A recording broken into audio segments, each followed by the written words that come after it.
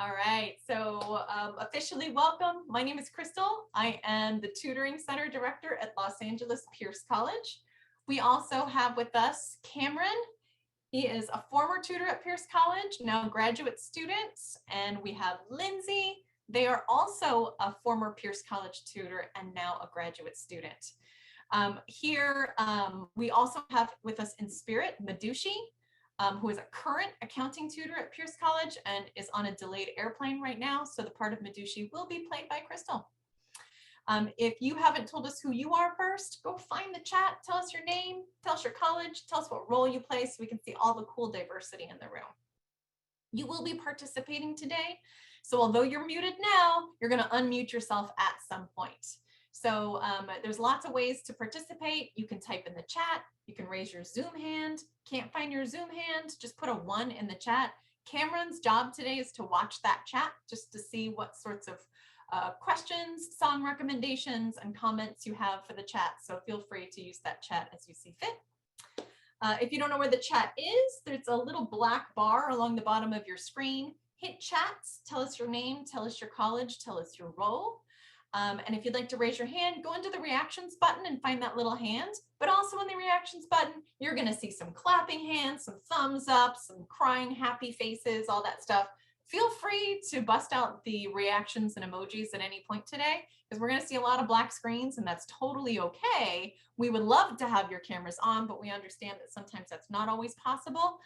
So at least give us a couple of emojis if you can't turn your cameras on, so we know that, so we know how you're feeling out there. So we would love that. It's a great way to get engagement going, even if people aren't able to to keep their cameras on. So today we're actually going to be exploring strategies for engaging students, specifically in the online format. We're going to conduct an activity that's very engaging and student-centered. It's called a text set activity. And we're going to explore some principles and strategies through those texts and also through our own conversations about how we foster collaboration and engagement online. So before we get started with our formal work, I'd like to spend a moment to talk about our community agreements so we can kind of know what's coming, so we can prepare our brains for the work ahead. So just know a couple of things. Number one, know that this is a participant-led session. And so although I'm talking now, I won't be doing a lot of talking throughout today. So this is going to be a lot of you. Of course, we can't have a workshop on engagement without having you engaged. So be ready to engage, be ready to reflect, read, discuss, share your own successes and your own mishaps as well. As people share their successes and mishaps, be kind and supportive to each other. So give each other thumbs up, encourage people, tell people that their ideas are good. We really do need that kind of stuff in education. And sometimes we need to be reminded to do that. So make sure that you're cultivating the empathy and human connection that really is at the base of engagement, especially online when we can feel a little alienated. We will do small group discussions today, and we strongly, strongly encourage you to be in it. But we know that some of you might be doing 12 things right now. So if you're doing 12 things and you absolutely cannot engage in that small group discussion, you can just send a message to Cameron and he'll leave you out of the discussion groups so that you're not in there awkwardly, not knowing what to do and can't really participate. But do find some way to interact today. You put your song ideas in the chat. We're gonna have a collaborative document that you could share on. We're gonna have breakout group rooms. We're gonna have group share, all kinds of different modalities that we want to show you can use in your sessions and or classrooms. And also hopefully that will give everybody here an opportunity to participate in some way. So let's talk a little bit about why we should have a conversation about collaborative engagements. Because first of all, we're not super good at it in education. We're really focused on content in education. And as a faculty member, I was trained on content, but sometimes we're a little lacking in how to get people interested and engaged in the content. I know the content super well, but I don't necessarily know how to make you interested in learning that content, right? So that's always been the case. And online has really exacerbated this situation, right? It is so easy to zone out. You got your cell phone right here. I've got peanut butter over here. I've got all kinds of things to focus on that's not you. It's really easy to zone out. It's easy to feel isolated and detached in the Zoom world, especially the cameras aren't on, no comeuppance, right? You're off doing your own thing. A lot of us have spent the last year and a half trying to sort of like translate face-to-face engagement strategies into an online format, and it feels a little bit like trying to fit a square peg into a round hole. Like that which worked face-to-face doesn't necessarily work online. So let's talk about online as its own structure, as its own modality. And it's a good modality because there are a lot more ways to engage and connect online that we never had in a face-to-face environment. So while I'm excited about going back, I'm also excited about the opportunities that this online format provides. So this leads us to an inquiry question in the middle. How do we employ activities and strategies that'll keep you and your students at the center of the learning in online academic support? So what I'd like to do is I want to start with a little warm-up activity. So I would like you to reflect on what's worked or what you think might work. So in a moment, I'm going to set my timer for just 2 minutes, right? And you're just going to think about all of the experiences that you've had with online learning in the last 18 months. Have there been any situations in which you have really felt yourself powerfully engaged? If so, I want you to type it in the chat. Write, think about it, whatever works for you. If you've really just never been powerfully engaged, I want you to dream. What would powerfully engage you? What would be really cool? So what I'd like you to do is when you have an idea, we're going to type it in the chat, but don't hit send yet. We're going to do an engagement strategy called a chat waterfall where everybody's going to hit send at once. So I'll give you a minute and a half just to think one strategy, type it in the chat, but don't hit send. Any questions? Oh, lovely. So maybe some precursor assignments. Good stuff. All right. So Cameron's going to read through those and he's going to find some themes and he's going to share those out with us in a moment. Also, if you want to stay today after 4 o'clock, from 4 to 4:30, we can dig through these and really surface some more suggestions for us as well. So wonderful. Thank you very much. We got popcorning, encouraging students, and being patient, just good old fashioned patience, right? All right. Oh, and welcome, Muna. Welcome back. All right. So great stuff. Thank you all so much. Your expertise really is right here in the room. So now that our brains are warmed up and we've got some schema built up, we are going to show you how to do a text set. And to take that away, we have Lindsay. Awesome. Yeah, so let's talk about text sets and how we can create shared meaning together. Go ahead and go to the next slide. So text sets, it's important that we talk about why we use text sets and how to actually create it, right? So the reason why we do text set is because it encourages reading, stamina, and fluency. Students get a chance to practice their reading skills, quite frankly. It promotes student choice and independence, which really gets the student engaged. And one of the things that I saw in the chat was finding personal meaning to it, right? The students get to choose what's personally meaningful for them. And then also students generate the knowledge and the learning, where we are very much the guide on the side, helping them to make that meaning together. So how we do that, the first step, of course, for us is to actually create the text set. We'll talk about some components to think about when you're creating a text set. The next step, once you've got that text set together, is to give it to the students and let them choose what they want to read. So you all will be doing this in our breakout today, so you'll see what that looks like. After that, once everyone's got a chance to read, pair up and discuss, what did you learn from the article you chose? And it's perfectly fine if they don't choose the same article, right? More rich conversation comes from that. And then students will share in the whole group. Go ahead and go to the next slide. So a component of the text sets, there are kind of two different versions to make of a text set. There's a vertical text set, which allows you to choose level of difficulty on a single topic. So maybe one is a little bit more layman's terms, one's a little bit more discourse or content, language specific, different levels of difficulty there. And then horizontal allows different perspectives. So a lot of different people having different ideas about the same thing. And so I really recommend that you all take a look at Reading for Understanding, where this comes from. Extensive academic reading kind of shows you how you can incorporate that. Next slide. So you're choosing that text set, you're creating that text set, horizontal or vertical, you're getting them engaged, doing some sort of kind of icebreaker, something to get that schema going.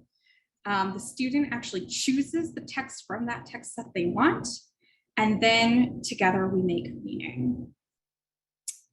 So we're going to give it a try, and Cameron is going to lead us through that.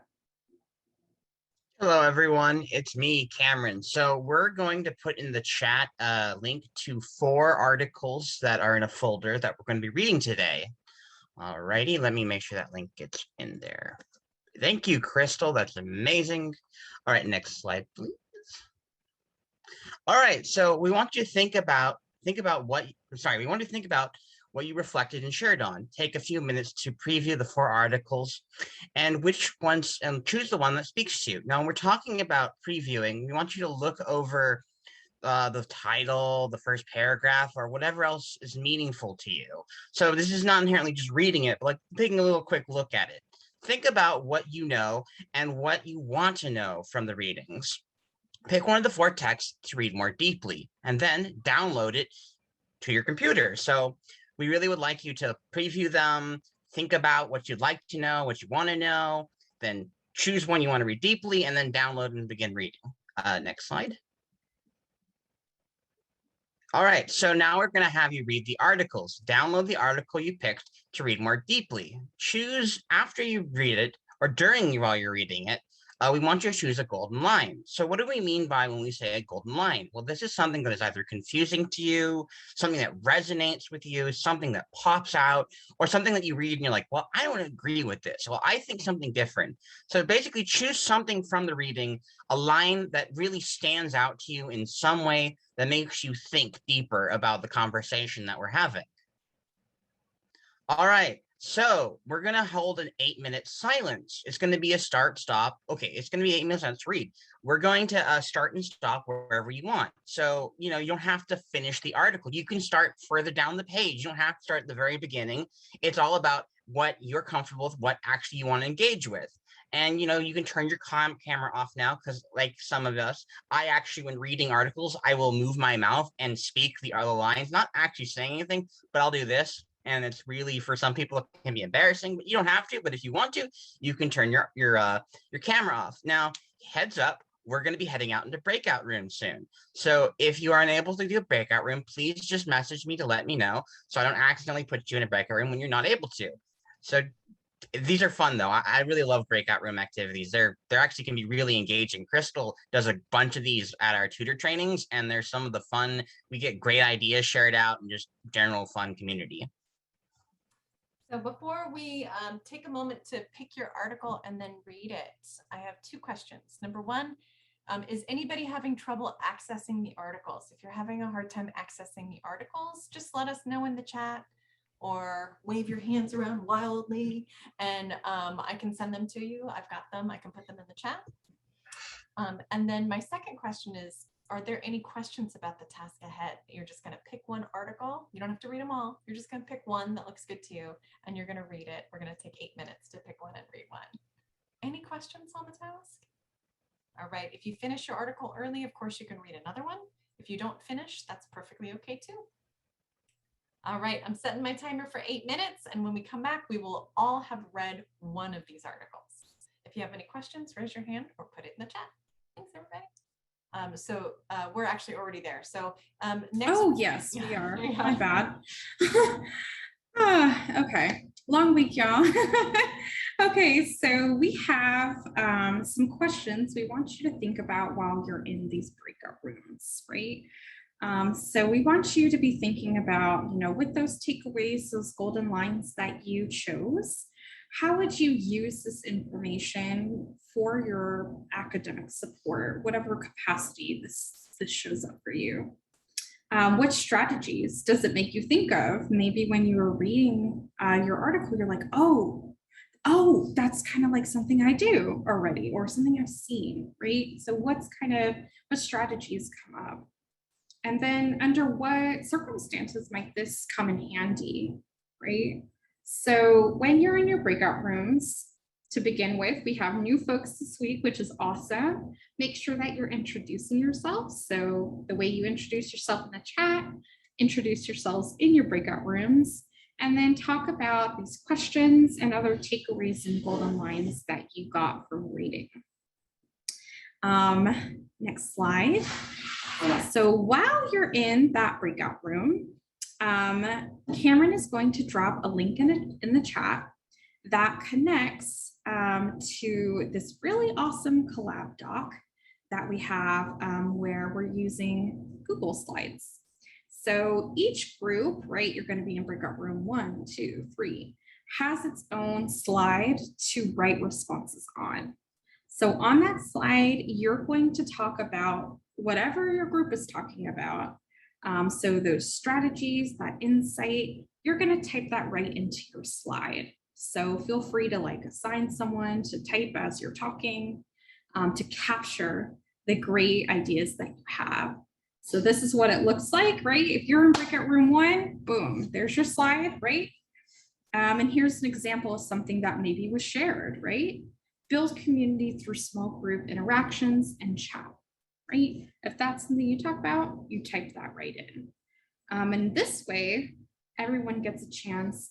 Even if you don't get a chance to say it out loud in your group, you can even just type it right into your slide. So you're doing this in the breakout rooms. Are there any questions before we pop into those? All right, so we're going to open up the breakout rooms now. Cameron, where did you put folks who could not be in a breakout room? Did you put them in a breakout room or did you unassign them? And assign them. Okay, so if you asked not to be in a breakout room, you won't be asked to go into one. So, all right, any questions? Raise your hand, put them in the chat. All right, seeing none. If you have any questions, of course, there's never an expiration date on questions. So come on back in. We'll see you back here in about 12-ish minutes, 12 to 14, depending on how we're doing on time. So you'll have plenty of time to get in there and really surface some strategies that we can share with others. All right, Cameron, open them up. Zoom recording. I have to say that this is my favorite moment when we come back from the breakout sessions, because there's a couple of people who always have their cameras on after they come back from the breakouts.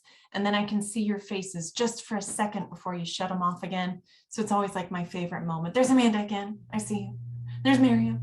Welcome back, everybody.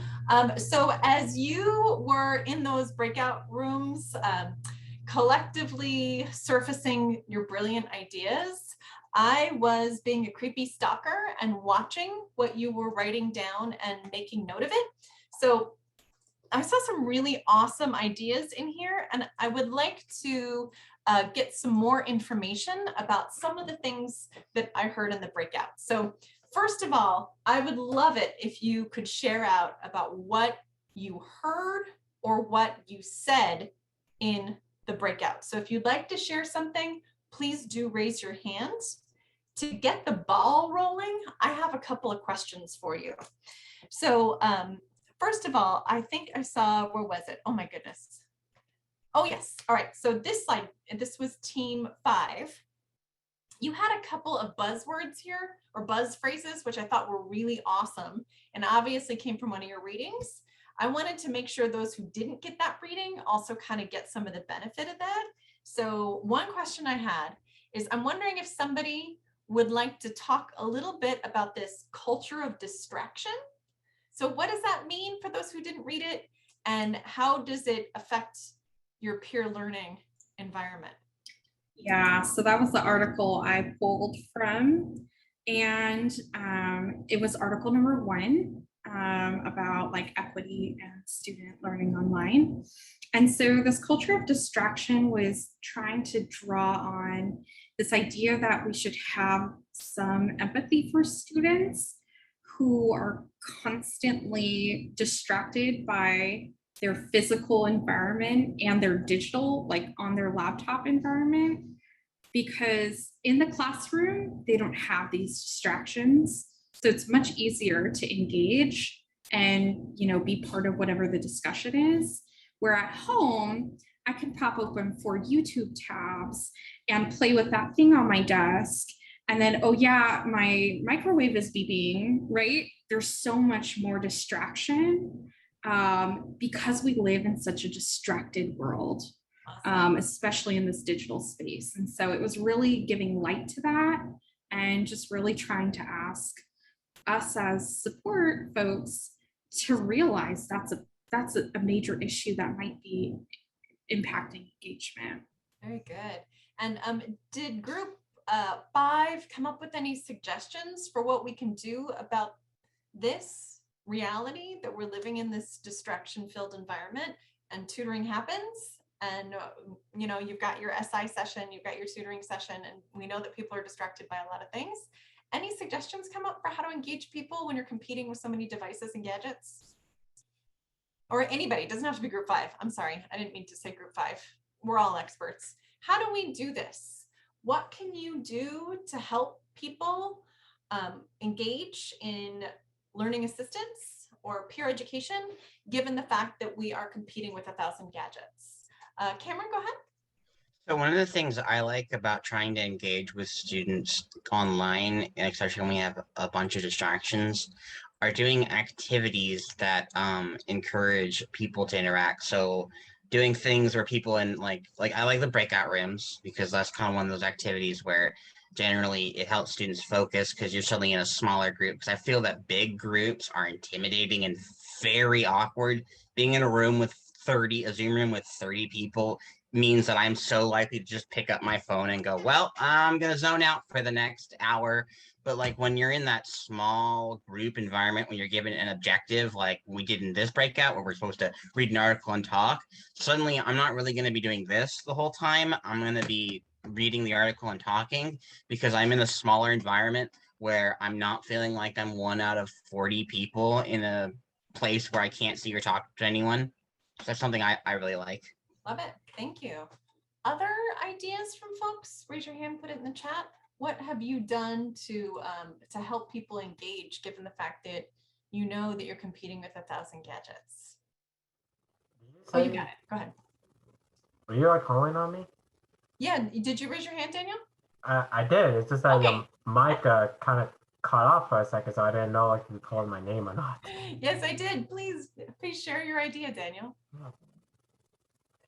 I think it's more like a relatable topic. Something that will like get them to be engaged with something that, you know, it's relatable. What is something? And they're all like in like a very same in like subject, so maybe there's like something that everyone will maybe get interested in. Great, thank you. So coming up with a topic that's highly personally engaging or finding connections to the real world environment. Yeah. Okay, thank you very much. Muna had a really great comment. She says, I definitely believe breakout rooms is the best way. My professor and I use the feature and have students work on smaller activities to keep them engaged with one another and with the class. And I really like that. Thank you for sharing that out in the chat. Beautiful. And then Lindsay says brainstorming tools to reduce distractions. So I like that too. Lindsay, would you mind talking about what brainstorming tools you use? Well, I actually had a student today talking about being distracted by their cat. And I was like, cool, that's a great distraction, except for when you're in math class, right?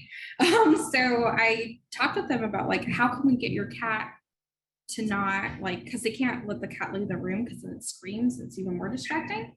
So I was like, what can you do to distract the cat so that she doesn't distract you, right? So brainstorming, like, what do you have around that could help you with that distraction so it doesn't become a distraction anymore, and really getting their input.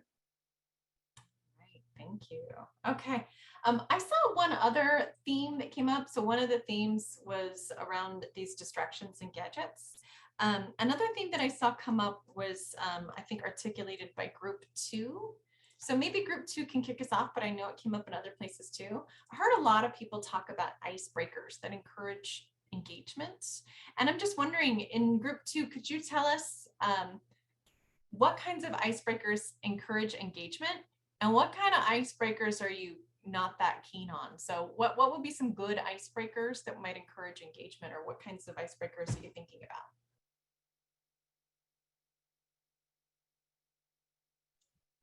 Oh no, go Amanda, please. I talk enough. Okay. Amanda. Well, I feel like icebreakers that I like and is like as a college student, especially if you're in a group with a bunch of people you don't know, I feel like an easy one is like, okay, what's your major? Or like, what are you studying? And then it, especially since you choose that, right? It's just like, it's a little open, and it's like a peek into like, okay, what are your interests? Like, why are you doing that? Or, oh, maybe I'm doing that too. Or, oh, maybe I'm not doing that, but that's so cool that you're doing that.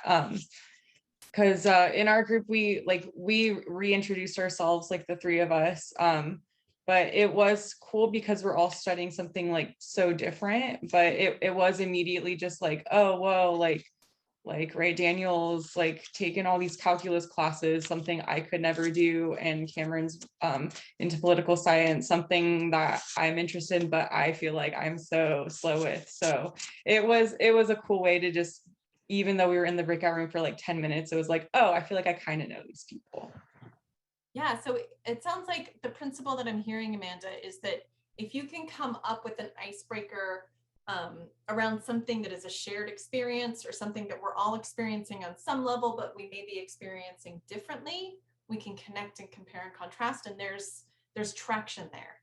I'm curious, Amanda, but anybody, are there icebreakers that are not so great, or icebreakers that we should avoid, or icebreakers that you've definitely not liked that people have tried in the past?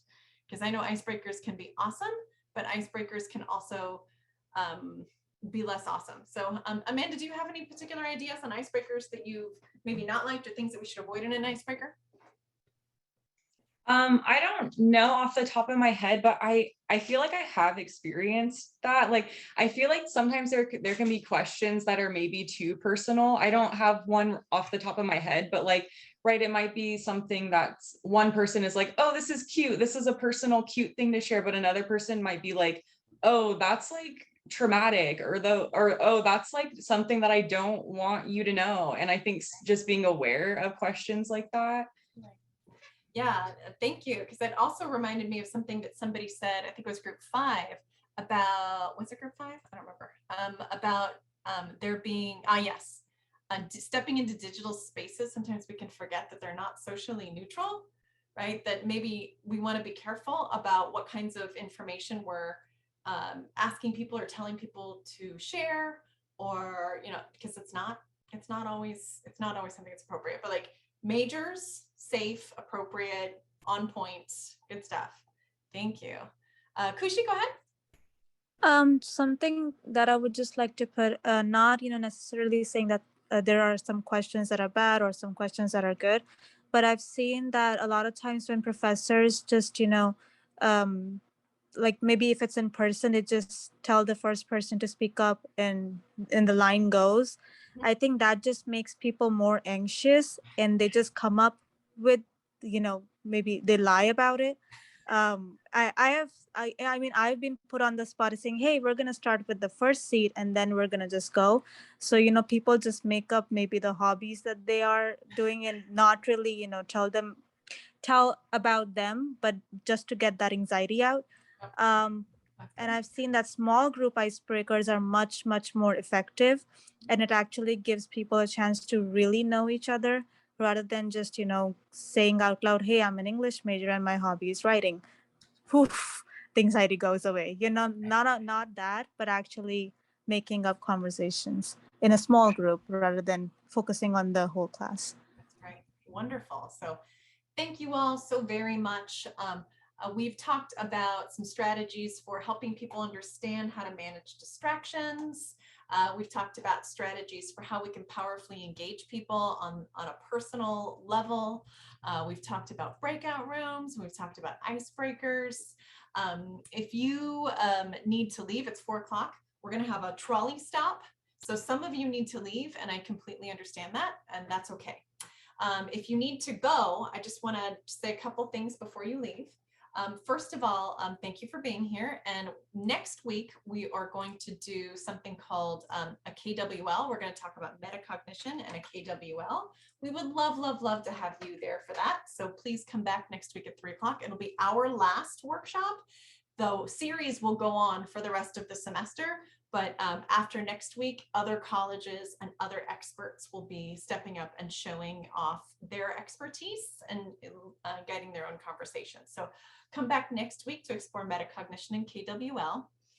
Also, we're really encouraging people to do one of these. So like I said, next week will be this group's last one, and we're going to have other folks from other colleges step up. If you see your college doing one of these, I would love to help you with it, and I would love to encourage you to think about doing one. So in the chat, there is both a call for proposals, which means if you want to do one of these, you can propose an idea to us, and I will help you with it. And also the link to come back to the workshops next week or to invite your friends to other workshops this semester. Also in there is a feedback link. The feedback is super important to us for our funding and also to understand how we can make these better in the future. If you'd like to stay from 4 till 4:30, please do stay. I thought we would start with any questions, comments, or ideas that you have, but I kind of wanted to have a conversation about discussion posts as an engagement strategy, because it's kind of a hot topic right now amongst faculty members at my college. Whether or not discussion posts, the old post one idea and then respond to one of your colleagues, respond to one student in a meaningful way, is that useful or is that not useful? Or what ways can we make it useful? So if you want to stick around, we'll talk about questions, comments, and maybe the role of discussion posts in our engagement strategy tool belt, and any other ideas that you might have. So if you want to stick around, we'd love to have you. But if you have to go, thank you so much for being here. Don't forget that evaluation. And I hope to see you next week at 3 o'clock for our last workshop. Bye. See you.